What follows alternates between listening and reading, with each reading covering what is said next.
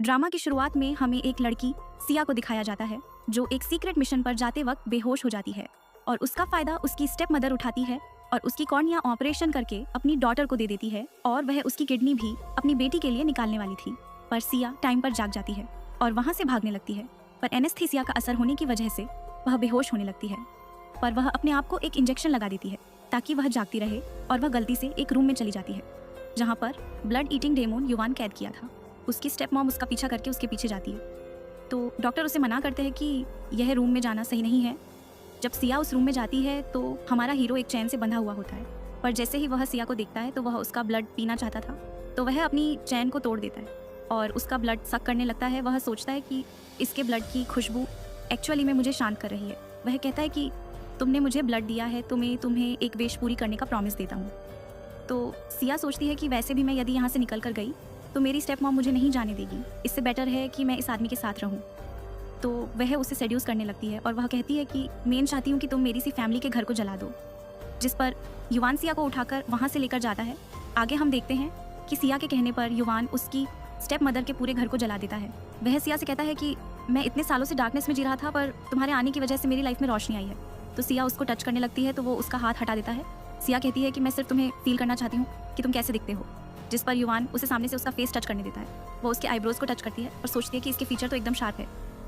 वह उसे कहती है कि देखो मैंने तुम्हारी लाइफ बचाने में हेल्प की है तो तुम्हें नहीं लगता कि तुम्हें भी मुझे रिपे करना चाहिए। इस पर युवान कहता है कि तुम्हें क्या चाहिए। तो वह कहती है कि या तो मैं तुम्हारी मदर बन सकती हूँ या तो मैं तुमसे शादी करके तुम्हारी वाइफ बन सकती हूँ। तो युवान कहता है कि तुम मेरी वाइफ नहीं बन सकती। तो सिया कहती है तो फिर मुझे तुम्हारी मदर बनकर तुम्हारे साथ रहना होगा। तो युवान कहता है कि क्या मैं बड़ा नहीं हूँ, तुम मदर कैसे बन सकती हो। तो सिया उसके चेहरे को टच करती है और क्यूट एक्सप्रेशन बनता है। तो सिया कहती है कि तुम इतने भी बड़े नहीं हो तो मैं तुम्हारी मदर तो बन सकती हूँ। बाद में उसको खून की उल्टी होती है तो वह युवान को कहती है कि मैं तुम्हें बताना भूल गई थी कि मेरी बॉडी में पॉइजन है, इसलिए मुझे रोज़ खून की उल्टी होती है और तुम्हें तो खून पसंद है तो अभी टाइम है, तुम ले सकते हो। और उसकी क्लोज जाती है बट वह सो जाती है। पर युवान को तो उसका ब्लड बहुत पसंद था तो वह उसका ब्लड सक करने लगता है। आगे हमें 3 साल के बाद का सीन दिखाया जाता है जहाँ पर सिया युवान के साथ कमरे में सो रही थी। युवान सोचता है कि 3 साल से तुम रोज़ बेहोश हो जाती हो पर फिर भी मैंने तुम्हें कभी भी पेन में रोते हुए नहीं देखा और यही चीज़ मुझे तुम्हें इंटरेस्टिंग लगती है। तभी एक गार्ड आकर कहता है कि आज ऑक्शन सेरेमनी है और उसमें सिया सिस्टर मियाँ भी आ रही हैं तो आपको भी जाना होगा। जिस पर युवान एग्री करता है। सिया युवान से कहती है कि तुमने मुझे हग नहीं किया। तो युवान उसको उठाकर लेकर जाता है और उसकी बहुत अच्छे से केयर करता है। सिया सोचती है कि युवान के साथ शादी करने के लिए बहुत सारी लड़कियां ट्रिक यूज़ करती थी, जिससे बचने के लिए युवान ने मुझसे कोर्ट मैरिज किया है और 3 साल से मेरी अच्छे से केयर कर रहा है, पर युवान के बिना मैं पता नहीं रह पाऊंगी या नहीं। युवान सिया से कहता है कि मुझे पता है कि तुम्हारे मन में क्या चल रहा है पर अभी भी तुम्हारी बॉडी में पॉइजन है तो हम अभी कॉर्निया ट्रांसप्लांट नहीं कर सकते। तो सिया तो उसके सामने बहुत अच्छे से बिहेव करती है और हाँ कहती है, बट युवान के जाने के बाद वह एक गार्ड को बुलाती है और उसे कहती है कि मेरा एक काम करना है। बाद में हमें ऑक्शन सेरेमनी दिखाई जाती है जहाँ पर बहुत सारे लोग ऑक्शन सेरेमनी अटेंड करने आए होते हैं और वहाँ पर सिया की स्टेप सिस्टर मियाँ भी आई होती है। वो उसके फियांसे को कहती है कि यह सेरेमनी में मिसेस युवान ने जो चीज़ यूज़ नहीं की है उसको ये लोग बेचने वाले हैं और हम इसको खरीद के उनकी फैमिली के साथ एक बॉन्ड बना सकते हैं जो बाद में हमें काम आएगा। तभी सिया वहाँ पर आती है पर वह पर्दे के पीछे रहती है, जिसको देखकर बहुत सारे लोग उसको एडमायर करते हैं कि फाइनली हमें सिया का आवाज़ सुनने को मिलेगा। तभी कुछ लोग बातें करते हैं कि मियाँ तो वही एक्टर है जिसे एक ड्रामा में एक्ट्रेस का रोल किया था और उसके सारे एक्सप्रेशन वो अपनी आंखों से दिखाई थी, इसीलिए उसको बेस्ट एक्ट्रेस का अवार्ड भी मिला और सबसे सुंदर आंख वाली एक्ट्रेस का भी अवार्ड मिलने वाला है। यह सुनकर सिया सोचती है कि मेरी आंखें लेकर तुम्हें बहुत ज़्यादा फायदा हो रहा है, पर जो मेरा है उसे लेने का वक्त आ गया है।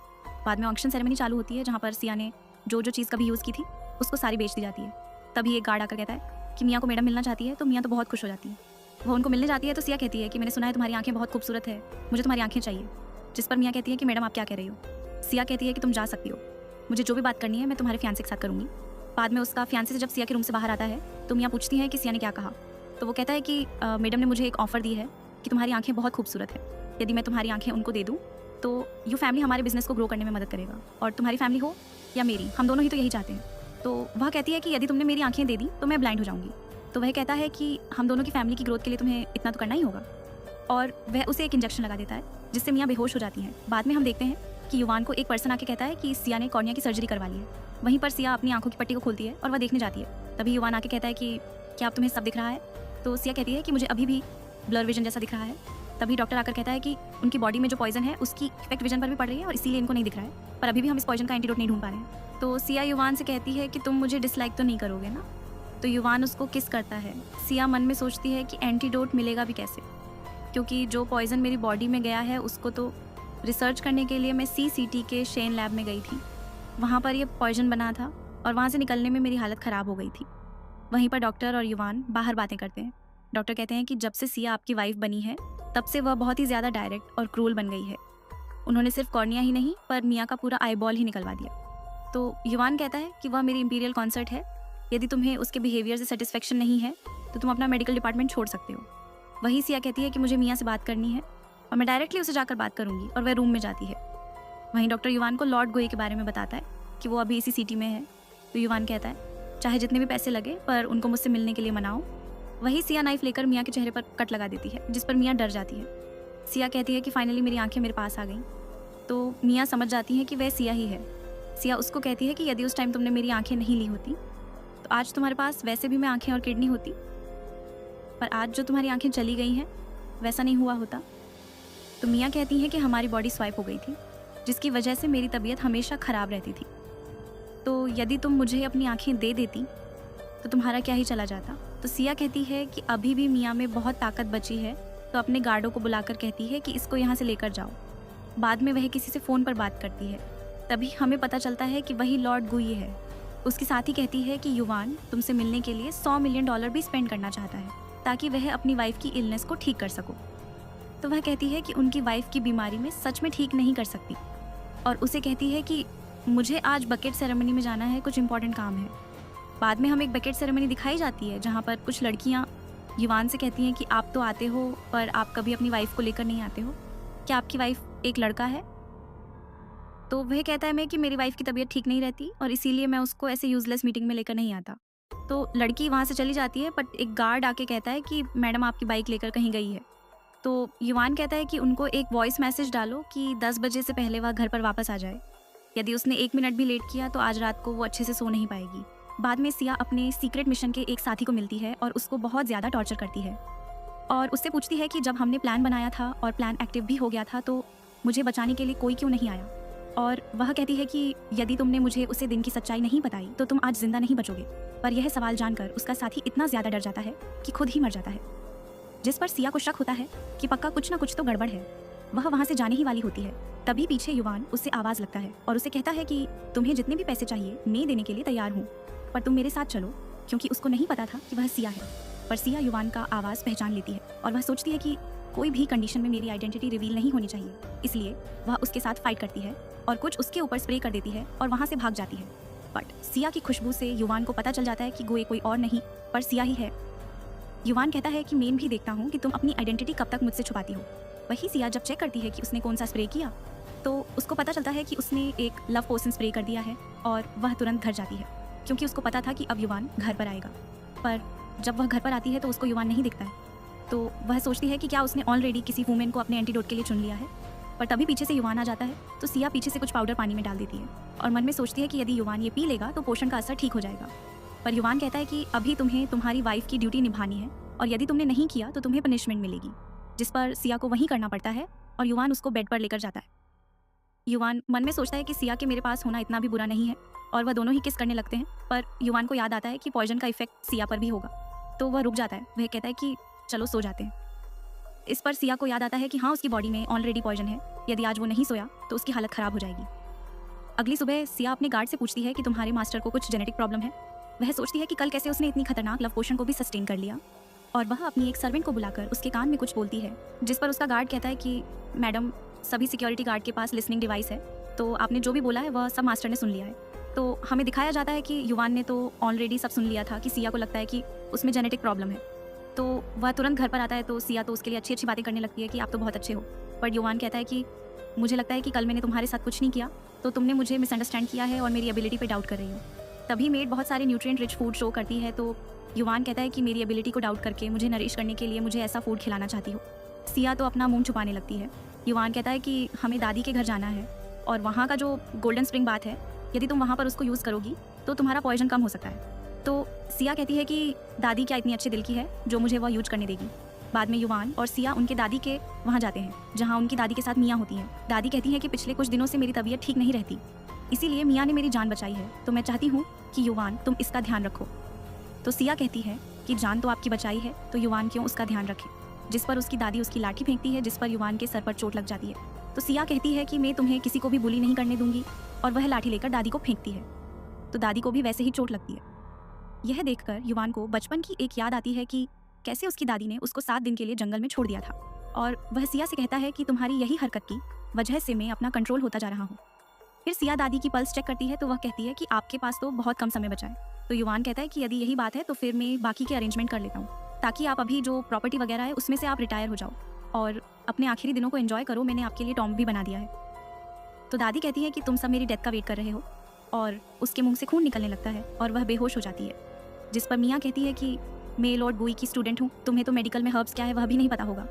सिया याद करती है कि एक्चुअल में तो दादी की जान उस दिन उसने बचाई थी, और वह नेकलेस ऑक्शन सेरेमनी में सिया ने भेजा था, तो वही नेकलेस मियाँ ने खरीद के दादी को दिखाया कि वही वह लड़की है जिसने उनकी जान बचाई थी।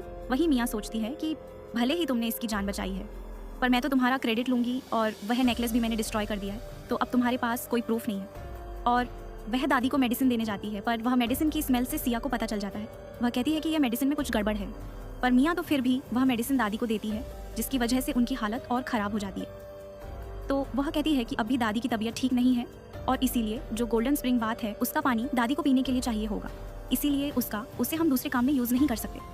एक्चुअली उसको पता था कि सिया वहाँ पर वह गोल्डन बाथ के लिए ही आई है, ताकि वह अपना पॉइजन कम कर सके, पर वह नहीं चाहती थी कि सिया यूज करे, इसीलिए उसने दादी की बीमारी का बहाना बना दिया। सिया दादी की पल्स को चेक करती है और अपने नीडल थेरेपी से उनका ट्रीट करती है, जिसकी वजह से दादी को राहत मिलती है। तभी वहाँ पर एक और डॉक्टर आता है जो सिया को देखकर पहचान जाता है, और वह कहता है कि लॉर्ड आप यहाँ पर हो। तो सिया कहती है कि लॉर्ड कौन है यहाँ पर, मैं भी लॉर्ड की स्टूडेंट हूँ और तुम भी उनके स्टूडेंट हो, जिससे वह समझ जाता है कि मास्टर नहीं चाहती कि वह उनकी आइडेंटिटी रिवील करे। सिया उनको कहती है कि अब से तुम दादी को ट्रीट करोगे। जब डॉक्टर दादी को चेक करता है तो वह कहता है कि मियाँ ने जो मेडिसिन दी है वह कोई पॉइजन से काम नहीं है, जिस पर दादी को पता चल जाता है कि मियाँ वह लड़की नहीं है जिसने उनकी जान बचाई, और उनको वहाँ से निकाल देते हैं। पर सिया कहती है कि इसने किसी की लाइफ के साथ छेड़छाड़ की है, इसीलिए इसको कानून के हवाले करना ही ठीक रहेगा। बाद में सिया के मन में एक आइडिया आता है कि यदि मैं लॉर्ड बनकर आके युवान का चेकअप करूं तो मुझे पता चल जाएगा कि उसकी कोई इलनेस है या नहीं। इसलिए वह कहती है कि यदि हम अपने मास्टर को रिक्वेस्ट करेंगे तो वह हमसे मिलने के लिए आएंगे, और आपकी लाइफ बचाने के लिए हम उनको अच्छे से थैंक यू भी कह पाएंगे। पर युवान तो सब समझ जाता है। डॉक्टर सोचता है कि मास्टर खुद ही यहाँ पर बैठी है और खुद को ही बुलाने की रिक्वेस्ट कर रही है। युवान कहता है कि लगता है तुम्हारे मास्टर तुम्हारी बहुत ज़्यादा सुनते हैं। तो सिया कहती है कि मुझे बहुत ज़्यादा नींद आ रही है। बाद में वह दोनों ही बात लेते हैं। युवान कहता है कि मुझे नहीं पता था कि मैडम तो मेडिकल स्किल में बहुत ज़्यादा एक्सीलेंट है, जिस पर सिया बताती है कि तारीफ़ के लिए थैंक यू, और उसे किस करके वहाँ से जाने लगती है। पर वह कहता है कि तुम्हारा सलाइवा रह गया है, तो वह अपने हाथ से उसको क्लीन करने जाती है। वह कहता है कि मुंह से क्लीन करो, और वह दोनों ही किस करते हैं। बाद में हम देखते हैं कि सिया एक मास्क पहन लेती है और लड़का बन जाती है। वह सोचती है कि काफ़ी दिनों बाद यह आइडेंटिटी वापस यूज़ करने का मज़ा कुछ और ही है। तभी युवान वहाँ पर आता है और मन में सोचता है कि सिया तुम्हारी यह साइड देखने में भी काफ़ी मज़ा आने वाला है। और वह कहता ही है कि आप ही मास्टर हो क्या? तो वह कहता है कि हाँ मैं ही मास्टर गोई हूँ। जिस युवान कहता है कि आपके पास क्या प्रूफ है? मास्टर के पास गोल्डन नीडल है, यदि आप मुझे दिखा दो तो मैं मान सकता हूँ। तो सिया कहती है कि आपको कोई बीमारी है? तो वह कहता है कि नहीं, तो मुझे तो कोई बीमारी नहीं है। तो वह कहती है कि क्या कभी ऐसा हुआ है कि शादी के बाद इंटीमेसी के टाइम में आपको इच्छा तो हो रही हो पर आप कर नहीं पा रहे हो? पर युवान कुछ कर पाए उससे पहले ही वह अपनी नीडल उसको लगा देती है और बेहोश कर देती है। बाद में उसे रूम में लेकर जाती है और चेक करती है, जिससे उसे पता चल जाता है कि युवान की हेल्थ एकदम ठीक है और उसको कोई जेनिटल प्रॉब्लम नहीं है। पर युवान को पता था कि वह सिया ही है। सिया कहती है कि तुम्हें पहले से ही पता था मेरी आइडेंटिटी के बारे में, पर वह सोचती है कि अभी भी इसको रियल मास्टर के बारे में तो नहीं ही पता है। तो युवान कहता है इसे कि आज मैं तुम्हें सच में दिखा दूंगा कि मैं क्या कर सकता हूँ। पर सिया के ऊपर पॉइजन की इफेक्ट हो जाती है, तो उसको ब्लड की वॉमिट होती है। वह उसको वापस बात करवाने ले जाता है। तभी उसको एक कॉल आता है कि आपकी वाइफ की बीमारी का जो एंटीडोट है वह उनके ब्रदर के पास ही है। वह सिया को कहता है कि मैं तुम्हारे लिए वह एंटीडोट कहीं से भी लेकर आऊँगा। सिया सोचती है कि मैं तुम पर मैं ज़्यादा से ज़्यादा डिपेंडेंट बनती जा रही हूँ। यदि मेरी बीमारी ठीक हो गई तो मुझे तुम्हें छोड़ना होगा, पर मैं तुम्हें कभी भूल नहीं पाऊंगी, और उसको हक कर लेती है।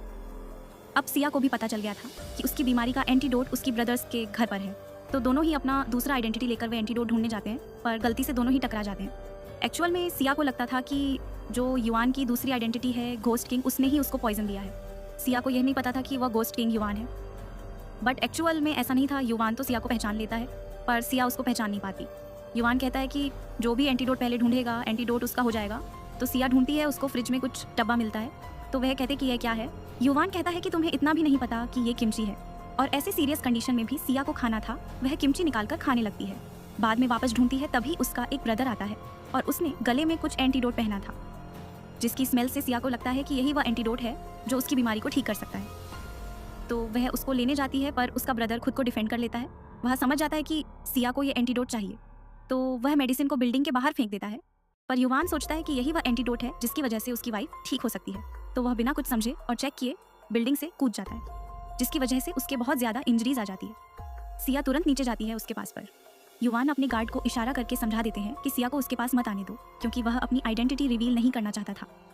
बाद में युवान डॉक्टर से मिलता है और वह मेडिसिन को वह दिखता है तो डॉक्टर कहता है कि यह वह मेडिसिन नहीं है जिससे मैडम की बीमारी ठीक हो सकती है। यह मेडिसिन आपकी बीमारी को ठीक करने में काम आएगा।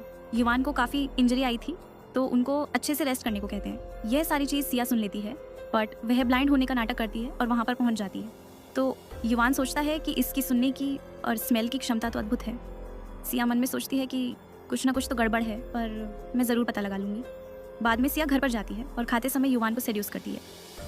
युवान कहता है कि मैं तुम्हें बताना भूल गया, मुझे कुछ काम है तो मैं कुछ दिन यहाँ पर नहीं आऊँगा, और वहाँ से जाने लगता है। सिया सोचती है कि यदि तुम अपना सीक्रेट नहीं बताओगे तो कोई बात नहीं, मैं भी अब पीछे नहीं हटूंगी, और वह अपनी जुल्फ़ें फैलाती है। एक्चुअली उसके बालों में उसने लव पोशन का मेडिसिन रखा था, जिसकी स्मेल से युवान को बहुत ज़्यादा प्रॉब्लम होती है। वह कहती है कि मैंने तुम्हें लव पोशन दिया है, अब तुम बिल्कुल भी कंट्रोल नहीं कर पाओगे, और वह उसको खींच के बेड पर ले जाकर उसके हाथ को बेल्ट से बांध देती है और उसकी बॉडी को चेक करने लगती है, जिससे उसको पता चलता है कि ये सारी इंजरी के सिम्टम्स तो वैसे ही है जब कोई इंसान किसी बिल्डिंग से नीचे गिरता है, जिससे उसको पता चल जाता है कि युवान वह गोस्ट किंग है। वह सोचती है कि क्या तुम मेरी इतनी ज़्यादा केयर करते हो कि मेडिसिन को चेक किए बिना ही तुम मेरे लिए बिल्डिंग से जंप कर गए। वह सोचती है कि तुम ही तो थे जिसने मुझे पॉइजन दिया है और अब तुम ही मुझे बचाने की कोशिश कर रहे हो, और वह उसके घाव को दबाती है, जिसकी वजह से युवान को बहुत ज़्यादा दर्द हो रहा था। पर एक्चुअल में वह इलाज कर रही थी, ये सारी एक तकनीक थी उसको जल्द से जल्द रिकवर करने में हेल्प करने के लिए। तभी उसे याद आता है कि एक्चुअल में 3 साल पहले तो युवान हॉस्पिटल में कैद था, यानी कि उसका नाम लेकर उसको फ्रेम किया गया है ताकि मुझे ऐसा लगे कि उसने मुझे पॉइजन दिया था। बाद में वह कहते हैं कि मैं तुम्हारे साथ कुछ नहीं कर रही हूँ, मैं चाहती हूँ कि तुम आराम करो, और वहाँ से चली जाती है। वह उसके भाई के घर पर जाती है और वहाँ रखी चॉकलेट खाती है। तो उसका भाई कहता है कि चॉकलेट मियाँ के लिए है, तुम्हारे लिए नहीं। सिया सोचती है कि मैं जब मास्टर की आइडेंटिटी लेकर घूम रही थी तब हम दोनों की बॉडी को चेंज कर दिया गया था।